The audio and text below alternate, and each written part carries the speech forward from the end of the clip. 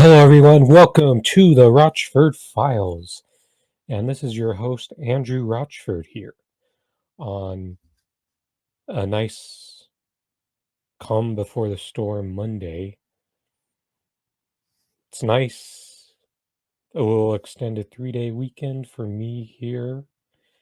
One of the rare non-government jobs who gets President's Day off. So I get to put out a video much earlier than normal. So for this, got to get into the Juwan Howard and Gard post-game skirmish that they had at the end of the Wisconsin Michigan game yesterday. Just know that I'm not really one to watch much college sports. I mean, the only thing I tend to consistently watch is March Madness, and that's really it. But this is an example of where the discourse turned into something beyond sports.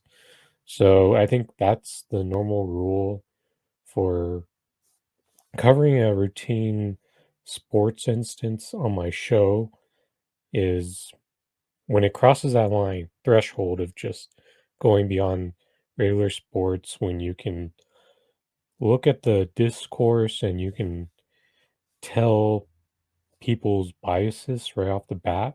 Hey, and I'm not going to get mad if you point out mine, but the important thing is when I break down what I see happen is I'm consistently principled. That's one of the goals of my coverage overall on anything I cover on this channel, is to just be flat out consistent and the most principled. So I'm about to show you the little post-game skirmish, which I will be keeping muted. That way I don't get the copyright thing triggered on this video.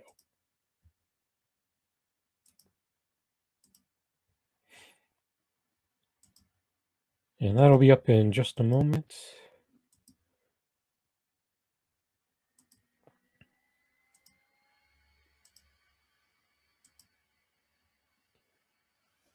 And this right here is the moment where Juwan Howard and Gard get into it. Notice in the video that this could have just been a couple guys who just said their words. Maybe they just squeeze hands harder, push away, and that could have been that. But in this instance, Gard decided to put his hands on Juwan Howard, and that's what turned this into a bit more than what it had to be, because there's been plenty of instances where NFL head coaches have came and meet each other after the game and they get a bit upset. They say their words. Maybe they do a little shitty handshake or have an ugly break of it, but that's it. That's really it. And I'll play that for you one more time, because then you see one of the Wisconsin assistant coaches continue to escalate it to the point where Howard tries to get a shot in on him. I mean, it was a closed fist at first, but then it turned into an open hand claw type thing. And that really got to the point where it broke out into much more than that. A lot of pushing and shoving, but not really anything worse than that.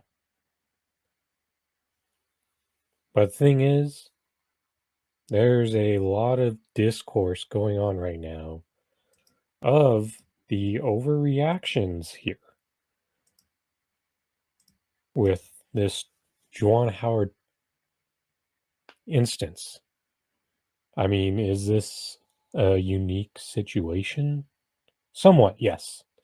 It is a bit unusual to see two coaches go at each other at the end of the game to the point where it breaks out into a bit of a melee. Not anything major, because even the one shot that got thrown by Juwan Howard didn't even set off a chain reaction. But the thing is, there's been a ton of overreaction from a lot of people out there and saying that he should get fired.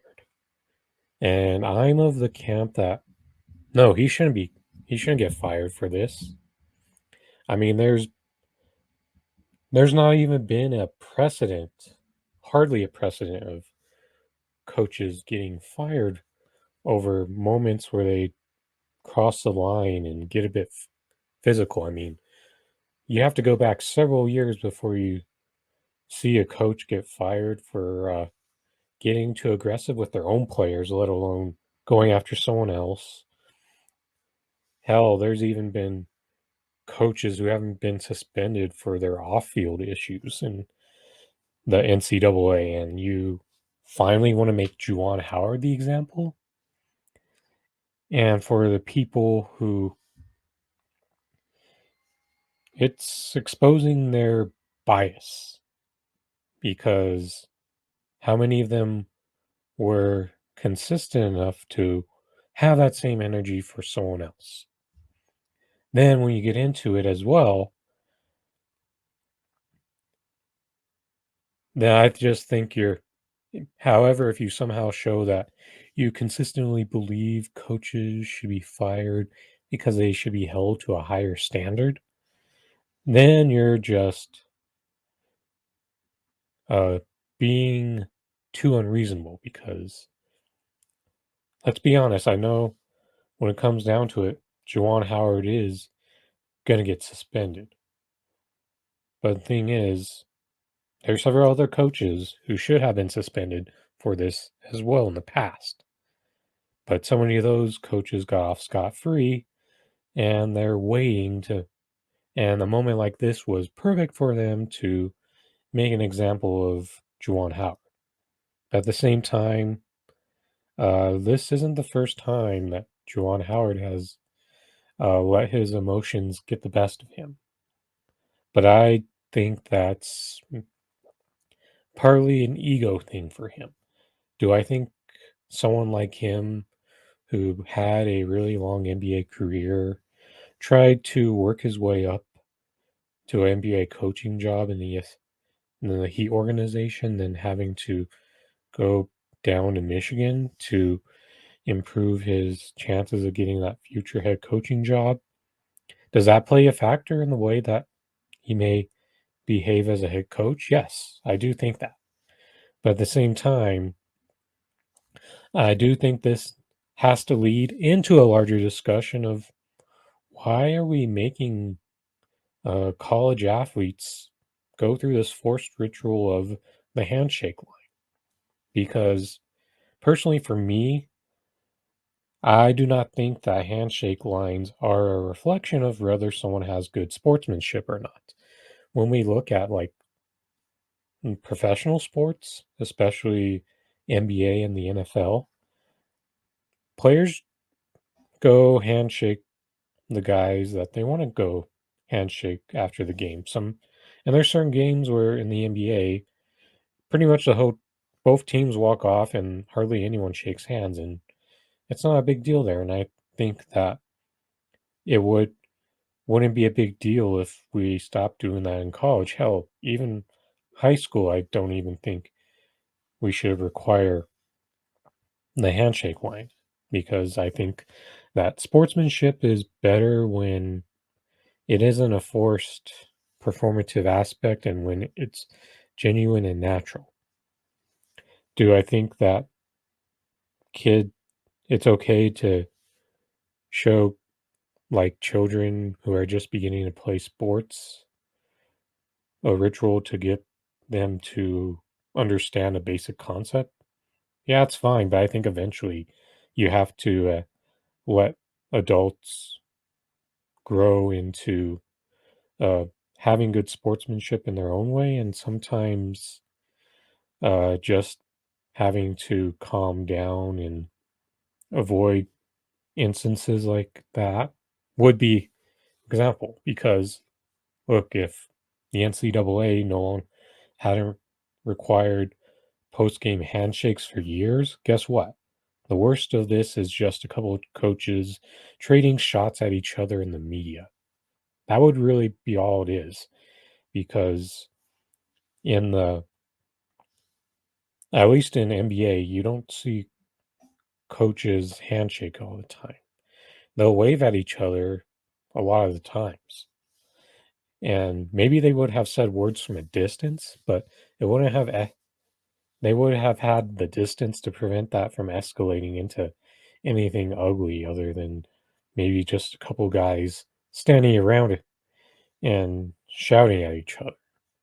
So I think that's what this should be, because I am principled enough to that this isn't just a recently held belief of mine. I think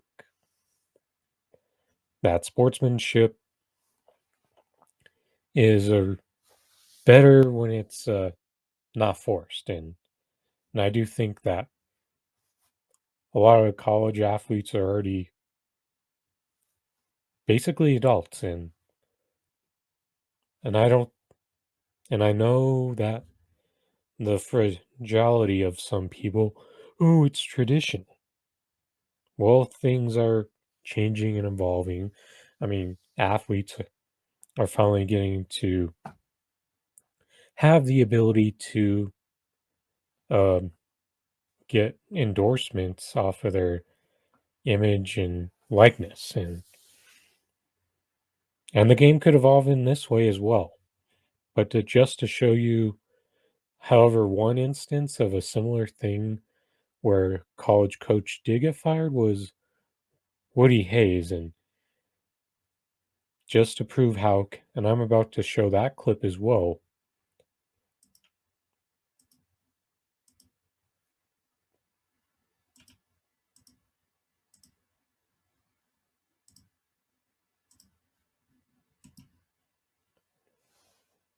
So this is going to come up right after the play. Looks like an interception by a Clemson player.